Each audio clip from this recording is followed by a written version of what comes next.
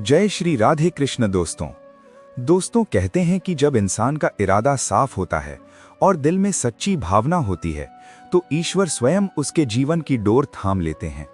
गरीबी इंसान से सब कुछ छीन सकती है, लेकिन अगर उसके भीतर संस्कार, धैर्य और विश्वास जीवित हो तो वही गरीबी एक दिन उसके जीवन की सबसे बड़ी ताकत बन जाती है। आज हम आपको सुनाने जा रहे हैं एक ऐसी ही प्रेरणादायक कथा जो बताती है कि भाग्य केवल जन्म से नहीं बनता, बल्कि कर्म, धैर्य और सच्चे मन से बदला जा सकता है। ये कहानी है एक निर्धन माँ और उसके संस्कारी पुत्र की, जहां अभाव है, संघर्ष है, आंसू हैं, लेकिन साथ ही है ईश्वर पर अटूट विश्वास। तो आइए दोस्तों, मन को शांत कीजिए, अपने विचारों को एक पल के लिए थाम लीजिए और सुनिए देवगढ़ गांव की वो कथा जहां एक गरीब झोपड़ी से भाग्य का सूरज उगने वाला था। बहुत समय पहले की बात है। एक छोटे से गांव देवगढ़ में शारदा देवी नाम की एक अत्यंत निर्धन महिला अपने बेटे आर्यवर्धन के साथ एक मिट्टी के बने छोटे से घर में रहा करती थी। शारदा देवी गांव के अमीर घरों में खाना बनाने और साफ सफाई का काम करके किसी तरह गुजर बसर करती थीं। एक दिन शारदा देवी ने अपने बेटे आर्यवर्धन से कहा, बेटा, पास के गोविंददास सेठ की दुकान से थोड़ा राशन ले आ। अगर वे पैसे मांगे तो कह देना कि अगले महीने चुका देंगे। आर्यवर्धन ने कहा, ठीक है माँ, मैं अभी लेकर आता हूँ। वो तुरंत गोविंददास सेठ की दुकान पर गया और उनसे कहा, सेठ जी, माँ ने थोड़ा सामान मंगवाया है, उन्होंने कहा है कि पैसे अगले महीने दे देंगे। गोविंददास सेठ ने गुस्से में कहा, क्या सोच रखा है तुम लोगों ने? कोई भी चला आता है उधारी मांगने? उधारी की वजह से तो मेरी दुकान बंद होने के कगार पर है। पुरानी उधारी भी बाकी है और अब फिर से मांग रहे हो। अब मैं एक भी चीज उधार नहीं दूंगा। गोविंददास सेठ की कठोर बातें सुनकर आर्यवर्धन चुपचाप सिर झुकाए हुए अपने घर की ओर लौटने लगा। रास्ते में चलते हुए उसके मन में कई दुखद ख्याल आने लगे। मैं कैसा दुर्भाग्यशाली बेटा हूं जो अपनी माँ के लिए 2 वक्त की रोटी का भी इंतजाम नहीं कर पा रहा। मेरी माँ दिन रात मेहनत करती है, इस हालत में है, अब मुझसे उनका दर्द देखा नहीं जाता। आर्यवर्धन ने निश्चय किया कि अब और देर नहीं करनी चाहिए। उसके मन में बस एक ही विचार चल रहा था कि कब तक मेरी माँ दूसरों के घरों में झाड़ू पोछा करती रहेंगी। अब समय आ गया है कि मैं कुछ करूं। मुझे अपनी जिम्मेदारी उठानी होगी और माँ की जिंदगी में कुछ सुख लाना होगा। जब आर्यवर्धन ये सब सोच रहा था, तभी उसकी नजर सामने से आते हुए एक महात्मा योगी राज पर पड़ी। वे महात्मा योगी राज एक दिव्य तेज से युक्त पुरुष थे। उन्होंने आर्यवर्धन को देखा और रोककर उससे स्नेहपूर्वक कहा, बेटा, तुम्हें इतनी उदासी क्यों है? तुम्हारे चेहरे पर गहरी चिंता झलक रही है, क्या बात है? बताओ मुझे। आर्यवर्धन ने झिझकते हुए कहा, हे स्वामी जी, मैं बहुत गरीब हूं, मेरे पास कुछ भी नहीं है। मेरा बस एक सपना है कि मैं अपनी माँ की जिंदगी बदल सकूं। मैं चाहता हूं कि उनकी जिंदगी में थोड़ी खुशी लाऊं। मेरी माँ दिन रात मेहनत करती है, वो दिन रात दूसरों के घरों में काम करती है, फिर भी हमारे पास पूरे महीने का राशन जुटाने के लिए पैसे नहीं होते हैं। मुझे समझ नहीं आता कि मैं क्या करूं, मेरा भविष्य अंधेरे में डूबा लगता है। तब वे महात्मा योगीराज मुस्कुराए और बोले, बेटा, तुम्हारा सपना बहुत शुभ है। याद रखना, जिनके दिल में सच्ची भावना होती है, जिनके इरादे सच्चे होते हैं, ईश्वर हमेशा उन लोगों की सहायता करते हैं। तुम बड़े सौभाग्यशाली हो। बहुत ही जल्दी तुम्हारा ऐसा समय आएगा जब हर कोई तुम्हें सम्मान देगा और तुम्हारा नाम गर्व से लेगा। आर्यवर्धन ने अचरज से पूछा, पर स्वामी जी, मैं तो एक बिल्कुल ही साधारण गरीब लड़का हूँ। मेरे पास कोई धन दौलत नहीं, कोई ऊंचा नाम नहीं, फिर भला कैसे सबकी जुबान पर मेरा नाम आएगा? महात्मा योगीराज ने गहराई से मुस्कुराते हुए कहा, बेटा, इस संसार में हर आत्मा की अपनी एक अनोखी यात्रा होती है। तुम्हारी यात्रा बस अब शुरू हो रही है और तुम्हें खुद पर विश्वास रखना होगा। इतना कहकर वे महात्मा योगीराज धीरे धीरे आगे बढ़ गए। आर्यवर्धन उनके शब्दों को पूरी तरह समझ नहीं पाया, पर उनके वचनों ने उसके दिल में नई उम्मीद की किरण जरूर जाग उठी। वो चुपचाप मुस्कुराते हुए अपने घर लौट गया। जब वो घर पहुंचा तो उसकी माँ ने उससे पूछा, बेटा, तू खाली हाथ क्यों लौट आया? क्या राशन नहीं मिला? तब आर्यवर्धन ने सारी बात अपनी माँ को बता दी कि कैसे दुकानदार ने उधारी देने से इनकार कर दिया। शारदा देवी ने प्यार से उसके सिर पर हाथ फेरते हुए कहा, कोई बात नहीं बेटा, मैं किसी से उधार लेकर कुछ जुगाड़ लूंगी, चलो पहले खाना खा लो। लेकिन आर्यवर्धन जिद करने लगा। वो अपनी माँ से कहने लगा, माँ, पहले आप मुझे ये बताओ, घर लौटते वक्त रास्ते में मुझे एक संत बाबा मिले थे। उन्होंने कहा था कि मैं बहुत सौभाग्यशाली हूँ और एक दिन लोग मेरे बारे में बातें करेंगे, मेरा नाम लेंगे। क्या ऐसा सच में हो सकता है? ये सुनकर शारदा देवी की आंखें भर आईं। उसने धीमे से अपने बेटे से कहा, हाँ बेटा, जब तू पैदा हुआ था ना, तब एक महात्मा योगीराज ने भी मुझसे ठीक यही कहा था। उन्होंने कहा था कि मेरा बेटा एक दिन राजकुमार जैसा जीवन जिएगा, लेकिन गरीबी के बीच ये सब मुझे बस एक सपना लगा। तब आर्यवर्धन ने निराश स्वर में कहा, माँ, ये तो सब कहने की बातें हैं। एक गरीब महिला का बेटा भला कैसे किसी राजकुमार की तरह रह सकता है? शारदा देवी ने उसकी आंखों में झांकते हुए कहा, सही कहा बेटा, पर कभी कभी चमत्कार भी होते हैं और मैं खुद एक ऐसी भविष्यवाणी की साक्षी रही हूं। फिर शारदा देवी ने एक पुरानी घटना सुनाई। उसने कहा, बेटा, हमारे गांव में मालती नाम की एक महिला ने जुड़वा बच्चों, एक बेटा और एक बेटी को जन्म दिया था। उन बच्चों की खुशी में उस औरत के पति कविंद्र ने आसपास के सभी गांव में दावत दी थी। मालती भविष्यवाणी में बहुत विश्वास करती थी, इसलिए उसने अपने बच्चों का भविष्य पूछने के लिए एक महर्षि दिव्य दर्शन को बुलाया। जब उन महर्षि दिव्य दर्शन ने उन बच्चों को देखकर ध्यान में लीन हुए तो उन्होंने मालती से गंभीर स्वर में कहा, बेटी, मैं तुम्हें इन बच्चों का भविष्य नहीं बता सकता और तुम्हारे लिए यही उचित होगा कि तुम कभी भी इन बच्चों का भविष्य जानने की कोशिश मत करना। यदि तुमने जान लिया तो तुम्हारा ये सुखी संसार एक ही क्षण में दुख में बदल जाएगा। मालती घबरा गई और बोली, लेकिन महाराज, ऐसा क्या है मेरे बच्चों के भविष्य में जो आप हमें बताना नहीं चाहते? हमने तो ऐसा कोई पाप नहीं किया है जिसकी सजा मेरे इन मासूम बच्चों को मिले। कितनी मन्नतों के बाद भगवान ने हमें ये 2 जुड़वा बच्चे दिए हैं। कृपा करके आप हमें बताएं कि इन बच्चों के भविष्य में आखिर क्या लिखा है। महर्षि दिव्य दर्शन ने कहा, ठीक है बेटी, यदि तुम सच में अपने बच्चों का भविष्य जानना चाहती हो तो सुनो, तुम्हारा पुत्र बड़ा होकर अपनी जुड़वा बहन अनामिका से ही विवाह करेगा। महर्षि दिव्य दर्शन की ये बात सुनकर मालती के होश उड़ गए। ऐसा कैसे हो सकता है? भला एक भाई अपनी बहन से विवाह कैसे कर सकता है? मैं इस भविष्यवाणी को नहीं मानती। आप मुझे भ्रमित कर रहे हैं, ये सब झूठ है। तब महर्षि दिव्य दर्शन ने कहा, यदि तुम्हें मेरे वचनों पर विश्वास नहीं तो कोई बात नहीं, समय आने पर सत्य स्वयं तुम्हारे सामने आ जाएगा। इतना कहकर वे महर्षि दिव्य दर्शन वहां से चले जाते हैं। फिर मालती अपने पति से कहती है, नहीं, ये कभी नहीं हो सकता। मेरे बच्चे आपस में विवाह नहीं कर सकते, चाहे कुछ भी हो जाए। मैं ऐसा नहीं होने दूंगी। मुझे अपनी बेटी को मरवा देना चाहिए, तभी ये भविष्यवाणी गलत साबित होगी। तब कविंद्र कहने लगा, मालती, तुम होश में तो हो? तुम ये क्या बेहुदा बात कर रही हो? तुम उस साधु की बातों पर यकीन करके हमारी अपनी बेटी की जान लेना चाहती हो? ईश्वर ने वर्षों बाद हमें संतान सुख दिया है और तुम उसे मिटाने की सोच रही हो। मालती की आंखों से आंसू बहने लगे। उसने रुंधे स्वर में कहा, मुझे ऐसा करना नहीं है, पर हमें इन भविष्यवाणियों को हल्के में नहीं लेना चाहिए, क्योंकि ये भविष्यवाणियां मेरे जीवन में कई बार सच साबित हुई हैं। कई बार ऐसा हुआ है कि जब मैंने इन्हें नजरअंदाज किया है, जीवन में मुझे भारी नुकसान झेलना पड़ा है। हमें इन भविष्यवाणियों को गंभीरता से लेना चाहिए, क्योंकि ये केवल शब्द नहीं है, बल्कि हमारे भविष्य के संकेत हैं। इसलिए इस भविष्यवाणी को नजरअंदाज करना हमारे लिए सही नहीं होगा। तब कविंद्र कहने लगा, देखो मालती, हमें समझदारी से सोच समझकर ही कोई कदम उठाना चाहिए। बताओ अब हमें क्या करना होगा। तब मालती ने कहा, तुम इस बच्ची को कहीं दूर ले जाकर मार दो। हमें न चाहते हुए भी ऐसा करना ही होगा, इसी में हमारी भलाई है। अगर ये भविष्यवाणी सच हो गई तो अनर्थ हो जाएगा। कविंद्र ने कहा, ठीक है, जो आज तक किसी ने नहीं किया वो मैं करूंगा। मैं अपने ही हाथों से अपनी बच्ची की जान लूंगा। तुम इस बच्ची को किसी कपड़े में लपेट दो जिससे मुझ पर किसी को शक ना हो। फिर मालती कांपते हाथों से अपनी नवजात बेटी को एक मोटे कंबल में लपेट देती है। कविंद्र अपनी बच्ची को एक ऊंची पहाड़ी पर ले जाता है और फिर उसे पहाड़ी से नीचे फेंक देता है। लेकिन किस्मत को कुछ और ही मंजूर होता है। बच्ची नीचे तो गिरती है, पर एक झाड़ी में अटककर उसकी जान बच जाती है। उसी समय एक अमीर सेठ उस जगह से गुजर रहा होता है। तभी उसकी नजर उस बच्ची पर पड़ती है। अरे ये क्या, इतनी सुंदर नन्ही बच्ची! लेकिन ये बच्ची इस वीरान जंगल में क्या कर रही है? इसे यहाँ पर कौन छोड़कर गया होगा? मुझे इसे अपने साथ लेकर जाना चाहिए, वरना इसे कोई जंगली जानवर खा जाएगा। फिर वो सेठ सुरेश चंद्र उस बच्ची को अपनी गोद में उठाता है और अपने घर ले जाता है। घर पहुंचते ही वो अपनी पत्नी से कहता है, अरे कहाँ हो भाग्यवान, जरा जल्दी इधर आओ, देखो तो कौन आया है मेरे साथ। उसकी पत्नी बोली, अरे आप ये किसका बच्चा उठा लाए हैं? वो सेठ बोला, अरे भाग्यवान, मैं कोई बच्चा उठाने वाला दिखता हूँ क्या? तब उसकी पत्नी बोली, अरे नहीं, मेरा मतलब वो नहीं जो आप समझ रहे हैं। मेरे कहने का मतलब ये है कि आपको ये बच्ची कहाँ से मिली? तब सेठ कहने लगा, मुझे ये नन्ही सी बच्ची पहाड़ियों के पास झाड़ियों में मिली। पता नहीं इसे वहां पर कौन छोड़ कर गया था।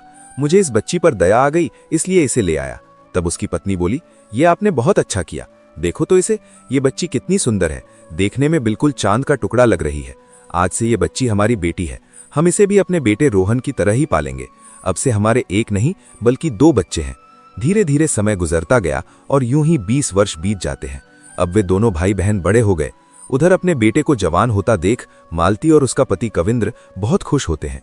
उन्हें विश्वास हो चला था कि उस भयानक भविष्यवाणी को उन्होंने मात दे दी है, लेकिन तकदीर अपनी चाल चल चुकी थी और होना तो वही था जो तकदीर में लिखा था। एक दिन मालती का बेटा किसी जरूरी काम से बाहर कहीं दूर जा रहा होता है। तभी रास्ते में उसकी नजर उस सेठ सुरेश चंद्र की बेटी पर पड़ती है। उसे देखकर वो सब कुछ भूल जाता है। कुछ ही दिनों में बिना अपने माता पिता को कुछ बताए वो उस सेठ की बेटी से विवाह कर लेता है और उसे अपने घर ले आता है। घर पहुंचते ही वो अपनी माँ से कहता है, माँ, मैंने इस लड़की से शादी कर ली है। ये सेठ सुरेश चंद की बेटी है। मालती चौंक कर कहती है, बेटा, तुझे शादी करने की इतनी भी जल्दी क्या थी? एक बार हमसे पूछ तो लेता। आखिर हम तेरे माता पिता हैं। हमने तुझे पाल पोस कर इतना बड़ा किया है, इसलिए हमारा भी हक बनता है कि तेरे सुख दुख में साथ रहें। कविंद्र बोला, अरे भाग्यवान, तुम भी ये क्या बात लेकर बैठ गई हो? अरे हमें तो खुश होना चाहिए कि हमारा बेटा खुश है। हमारे बेटे की खुशी में ही तो हमारी खुशी है। बेटी, तुम बहुत दूर से चलकर आई हो, जाओ थोड़ा आराम कर लो। फिर मालती कहने लगी, बेटी, तुम कितने भाई बहन हो? बहू कहने लगी, माँ जी, हम 2 भाई बहन हैं, लेकिन मैं सेठ सुरेश चंद की सगी बेटी नहीं हूँ। मैं तो उन्हें जंगल की पहाड़ियों के पास मिली थी। उन्होंने मुझे अपनी बेटी की तरह पाला है, कभी माँ बाप की कमी महसूस नहीं होने दी। अपनी बहू के मुंह से ये बात सुनकर मालती सब समझ जाती है कि ये लड़की हमारी ही बेटी है। वो अपने पति कविंद्र से कहती है, ये लड़की वही बच्ची है जिसे हमने वर्षों पहले मारने की कोशिश की थी। वो भविष्यवाणी आज सच साबित हो गई है। ये बात किसी तरह मालती के बेटे को भी पता चल जाती है कि जिस लड़की से उसने शादी की है वो उसकी सगी बहन है। ये सुनते ही उसका संसार जैसे उजड़ जाता है। वो गहरे सदमे में चला जाता है और फिर एक दिन वो आत्महत्या कर लेता है। उसके जाने के बाद वो लड़की भी अपने प्राण त्याग देती है। ये सुनकर आर्यवर्धन अपनी माँ शारदा देवी से कहता है, माँ, ये तो बहुत ही बुरा हुआ। इस बात को सुनकर मुझे पूरा विश्वास हो गया है कि भविष्यवाणियां सच होती हैं। हमें इन्हें हल्के में नहीं लेना चाहिए। शारदा देवी ने उसकी ओर देखा और कहा, हाँ बेटा, मैं तुझे यही समझा रही थी, कभी भी भविष्यवाणियों को झूठ समझने की कोशिश मत करना। तब आर्यवर्धन ने कहा, माँ, इसका मतलब वे महात्मा जी सच कह रहे थे कि मेरे मन में जो सपना है वो एक दिन अवश्य पूरा होगा और बहुत जल्दी मेरा भाग्य उज्जवल होगा और एक दिन हर किसी की जुबान पर मेरा ही नाम होगा। उस राज्य के महाराज धर्मकेतु बहुत ही शांति प्रिय और दयालु राजा थे। उसके शासन में जनता सुख शांति से जीवन व्यतीत करती थी। प्रजा भी राजा को बेहद पसंद करती थी। हर कोई गर्व महसूस करता था कि वे ऐसे राज्य में रहते हैं जहां एक शांति प्रिय और समझदार राजा शासन कर रहा है। महाराज धर्मकेतु के सुव्यवस्थित शासन की नींव एक व्यक्ति के विवेक पर टिकी थी और वो थे उनके सबसे विश्वसनीय और निष्ठावान सलाहकार राजगुरु वेदनाथ। राजगुरु वेदनाथ के रहते राजा को कभी कोई कठिनाई महसूस नहीं हुई, लेकिन अचानक एक दिन राजगुरु वेदनाथ की मृत्यु हो गई। इससे राजा का हृदय शोक से भर गया। अब उनके राज्य महल में प्रमुख सलाहकार का पद खाली पड़ा था। राजा चाहते थे कि वो पद किसी ऐसे व्यक्ति को मिले जो बुद्धिमान, युवा और विवेकशील हो। इसलिए उन्होंने तत्काल अपने महामंत्री सोमदत्त को आदेश दिया कि पूरे राज्य में घोषणा करवा दो कि जो कोई भी मेरी इन 3 पहेलियों का सही उत्तर देगा उसे हम 1000 स्वर्ण मुद्राएं देंगे और राज्य का अगला प्रमुख सलाहकार नियुक्त करेंगे। अगले ही दिन महामंत्री सोमदत्त ने पूरे नगर में घोषणा करवा दी, सुनो, महाराज धर्मकेतु का आदेश है। राज्य के प्रिय सलाहकार राजगुरु वेदनाथ अब इस दुनिया में नहीं रहे, इसलिए अब ये पद खाली है। जो कोई भी महाराज की 3 पहेलियों का सटीक उत्तर देगा उसे महाराज इनाम में 1000 सोने की मुद्राएं देंगे और अपना प्रमुख सलाहकार नियुक्त करेंगे। कौन जाने अब हमारे मुल्क का क्या होगा? तब एक नौजवान ने पूछा, क्यों बाबा, कोई आफत आ गई है? सलाहकार की मृत्यु होने से? नहीं बेटा, आफत तो कुछ नहीं आई। राजगुरु वेदनाथ बहुत ही अच्छा इंसान था। भगवान अक्सर अच्छे लोगों को जल्दी अपने पास बुला लेता है। बेचारा हमेशा प्रजा की भलाई चाहता था। मैंने इस दरबार में कई सलाहकारों को बदलते देखा है, पर यकीन मानो, राजगुरु वेदनाथ जैसा सच्चा और गुणी व्यक्ति कोई नहीं था। वो हमेशा गरीबों और पीड़ितों के हित में ही सोचता था। पता नहीं अब राजा का नया सलाहकार कौन बनेगा जो हम जैसे गरीबों के बारे में सोचेगा। अगले ही दिन राजमहल में बहुत से आदमी जाते हैं, लेकिन कोई भी राजा की पहेलियों का जवाब नहीं दे पाता है। ऐसे ही 3 दिन गुजर जाते हैं। एक दिन आर्यवर्धन अपनी माँ शारदा देवी से कहता है, माँ, क्यों ना एक बार मैं राजमहल में जाकर इन पहेलियों का उत्तर दूं? तब माँ कहने लगी, बेटा, राजा हर बार पहेली बदल कर पूछता है। अब तक बहुत से बुद्धिमान लोग आए, लेकिन कोई सफल नहीं हुआ। वहां राज दरबार के बड़े बड़े अनुभवी और तेज दिमाग वाले लोग खड़े हैं। तुम उन अमीर लोगों के बीच कैसे जा सकते हो? वहां बहुत ही होशियार लोग आए हुए हैं। तब आर्यवर्धन ने कहा, माँ, आप चिंता मत करो, मैं महाराज के पास अवश्य जाऊंगा। जरा सोचो, अगर मैंने इन पहेलियों के जवाब दे दिए तो हमें 1000 स्वर्ण मुद्राएं मिलेंगी। फिर आपको किसी और के घर जाकर काम करने की जरूरत नहीं पड़ेगी। और अगर भाग्य ने साथ दिया तो मैं महाराज का प्रमुख सलाहकार भी बन जाऊंगा। माँ ने उसका माथा चूमा और कहा, ठीक है बेटा, तू इतना कह ही रहा है तो जा, मेरा आशीर्वाद तेरे साथ है, ईश्वर तेरी हिफाजत करे। फिर अगले ही दिन आर्यवर्धन राजमहल पहुंचता है। वो दरबार में खड़ा होता है। राजा उसे देखकर कहते हैं, तुम यहां किस लिए आए हो? आर्यवर्धन ने झुककर कहा, महाराज, मैं यहां आपकी तीनों पहेलियों का उत्तर देने आया हूं। राजा ने कहा, अभी तक कोई भी मेरी पहेलियों का उत्तर दे नहीं पाया।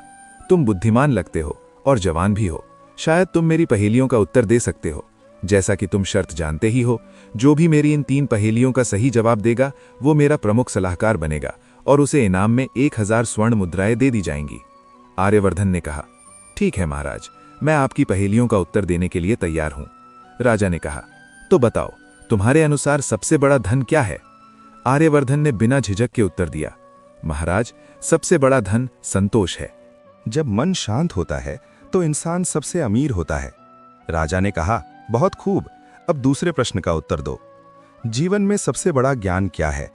आर्यवर्धन ने कहा, महाराज, स्वयं को जानना और समझना ही जीवन का सबसे बड़ा ज्ञान है। जब हम अपने आप को पहचानते हैं तभी हम दूसरों को भी सही मायनों में समझ पाते हैं। राजा ने कहा, सही उत्तर। अब तीसरा और आखिरी प्रश्न, सच्ची मित्रता का अर्थ क्या है? आर्यवर्धन ने कहा, महाराज, सच्ची मित्रता वही होती है जिसमें कोई स्वार्थ ना हो। जब एक मित्र दूसरे की खुशियों में खुश हो और उसके दुख में सहभागी हो, वही सच्ची मित्रता कहलाती है। राजा तीनों प्रश्नों के उत्तर जानकर बहुत प्रसन्न हुआ और कहा, बहुत अच्छे, तुमने तीनों प्रश्नों के सही उत्तर दिए हैं। तुम वाकई में बुद्धिमान हो। आज से तुम मेरे राज्य के प्रमुख सलाहकार हो। फिर राजा ने महामंत्री सोमदत्त से कहा, महामंत्री सोमदत्त जी, इसे 1000 स्वर्ण मुद्राएं दे दी जाएं। कल से तुम अपना पद संभालोगे। आर्यवर्धन विनम्रता से झुककर राजा को धन्यवाद कहता है और स्वर्ण मुद्राएं लेकर अपने घर लौट जाता है। जैसे ही आर्यवर्धन घर पहुंचता है तो उसे देखकर उसकी मां शारदा देवी बहुत खुश होती है। वो आर्यवर्धन से कहती है, बेटा, जब से तू गया है तब से मैं भगवान से तेरे लिए दुआ कर रही थी कि तू सफल होकर लौटे, और भगवान ने मेरी पुकार सुन ली। अब हमारा हर दुख दूर हो जाएगा। आर्यवर्धन ने अपनी मां का हाथ पकड़कर कहा, हाँ मां, अब आपको किसी भी चीज की चिंता करने की आवश्यकता नहीं है। आज से तुम्हारी सारी जिम्मेदारियां मेरी हैं। शारदा देवी ने आर्यवर्धन को गले लगाते हुए कहा, बेटा, मेरी पूरी जिंदगी दुख और तकलीफों में कट गई थी। तूने आज जो मुझे खुशी दी है वो मैं शब्दों में बयां नहीं कर सकती। काश तेरे पिताजी आज जिंदा होते तो तुझे राजा का सलाहकार बनते देखकर फूले ना समाते। धीरे धीरे ये खबर पूरे राज्य में फैल गई कि शारदा देवी का बेटा आर्यवर्धन अब राजा का प्रमुख सलाहकार बन चुका है। हर तरफ खुशी और उत्साह का माहौल था, क्योंकि आर्यवर्धन ना सिर्फ बुद्धिमान था बल्कि उसका हृदय भी उतना ही साफ और दयालु था। एक दिन की बात है, जब आर्यवर्धन राजमहल से अपने घर लौट रहा था, तभी रास्ते में उसकी नज़र 2 भाइयों पर पड़ी जो एक घोड़ी के बच्चे को लेकर आपस में बहस कर रहे थे। आर्यवर्धन उनके पास गया और उनसे पूछा, भाइयों, क्यों झगड़ रहे हो? छोटे भाई केशव ने गुस्से में कहा, ये जो आदमी मेरे सामने खड़ा है ये मेरा बड़ा भाई माधव है और ये 1 नंबर का झगड़ालू है। हमारे पिताजी जो कुछ छोड़ गए थे हमने आपस में बांट लिया था। मेरे हिस्से में ये घोड़ी आई थी, लेकिन अब जब उसने बच्चा दिया है तो ये कहता है कि ये बच्चा इसका है, क्योंकि घोड़ी ने बच्चे को इसकी जमीन पर जन्म दिया है। तभी बड़ा भाई माधव भड़काते हुए बोला, जो चीज़ जिसकी जमीन पर पैदा हो वो उसी की हो जाती है, इसलिए घोड़ी का बच्चा मेरा है। आर्यवर्धन ने सोचा कि यह मामला साधारण नहीं है।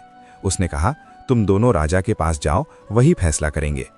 अगले दिन दोनों भाई राजा के दरबार में पहुंचे। राजा ने पूरी बात सुनी और कहा, आर्यवर्धन, तुम्हें इस मामले में न्याय करना है। आर्यवर्धन ने कुछ देर सोचा और फिर मुस्कुराकर कहा, घोड़ी का बच्चा उसी का होगा जिसकी घोड़ी है, लेकिन जिसने दूसरे की जमीन का उपयोग किया है उसे मुआवजे के तौर पर 1 सोने का सिक्का देना चाहिए। दोनों भाई खुशी खुशी फैसले को मानकर वहां से चले जाते हैं। मगर कहानी यहीं खत्म नहीं हुई। जब दोनों भाई घर लौटे तो रास्ते में उनकी भेंट एक महर्षि दिव्यदर्शन से हुई। महर्षि दिव्यदर्शन ने उन दोनों को देखकर मुस्कुराते हुए कहा, बेटा, तुम दोनों तो बड़े भाग्यशाली हो। ये जो घोड़ी का बच्चा है, इस घोड़ी के बच्चे के भाग्य में राजा के अस्तबल का मुख्य घोड़ा बनना लिखा है। ये सुनकर दोनों भाई चौंक गए। उन्होंने सोचा, हमने तो मामूली स्वार्थ के लिए झगड़ा किया, लेकिन ये घोड़ी का बच्चा तो बहुत ऊंचा उठने वाला है। ये बात जल्द ही आर्यवर्धन के कानों तक भी पहुंची। आर्यवर्धन ने राजा से निवेदन किया, महाराज, क्यों ना इस घोड़ी के बच्चे को राजकीय अस्तबल में लिया जाए और इसके बदले दोनों भाइयों को उचित इनाम दिया जाए। राजा को ये बात बहुत पसंद आई। उन्होंने दोनों भाइयों को सम्मानपूर्वक सोने के सिक्के और जमीन का टुकड़ा इनाम में दिया और घोड़ी के बच्चे को राजकीय अस्तबल का मुख्य घोड़ा बना दिया। समझदारी, धैर्य और न्याय से न केवल एक झगड़ा सुलझा, बल्कि कई लोगों का भविष्य भी उज्जवल बन गया। पूरे राज्य भर में आर्यवर्धन के न्यायपूर्ण निर्णयों के किस्से पूरे राज्य में फैल गए और वो भविष्य में खुद राज्य का सबसे बड़ा प्रधानमंत्री बन गया। शारदा देवी की आंखों में गर्व और खुशी के आंसू थे। उसने आकाश की ओर देखते हुए कहा, हे प्रभु, तूने सच में मेरे बेटे को राजकुमार जैसा बना दिया। दोस्तों, इस कथा से हमें यही शिक्षा मिलती है कि गरीबी कभी किसी की योग्यता तय नहीं करती और भविष्यवाणियां तभी फलती हैं जब इंसान अपने कर्मों से उनका स्वागत करता है। जिस माँ ने जीवन भर दुख सहे, आज उसी माँ की आंखों में गर्व और संतोष के आंसू थे। और जिस बेटे ने कभी 2 वक्त की रोटी के लिए संघर्ष किया, आज वही बेटा अपने विवेक, न्याय और धैर्य से पूरे राज्य का सहारा बन चुका था। ईश्वर ने सच ही कहा है, जो दूसरों का भला सोचता है, ईश्वर उसका भाग्य स्वयं संवार देता है। तो दोस्तों, अगर ये कहानी आपके दिल को छू गई हो, अगर इससे आपको कुछ सीख मिली हो, तो वीडियो को लाइक करना, चैनल को सब्सक्राइब करना और इसे अपने मित्रों के साथ शेयर करना बिल्कुल ना भूलें। साथ ही बेल आइकन दबाइए ताकि ऐसी ही नई प्रेरणादायक कहानियां सबसे पहले आप तक पहुंच सकें। कमेंट में जय श्री राधे कृष्ण अवश्य लिखिए। इस कहानी को सुनने के लिए आप सभी का दिल से धन्यवाद।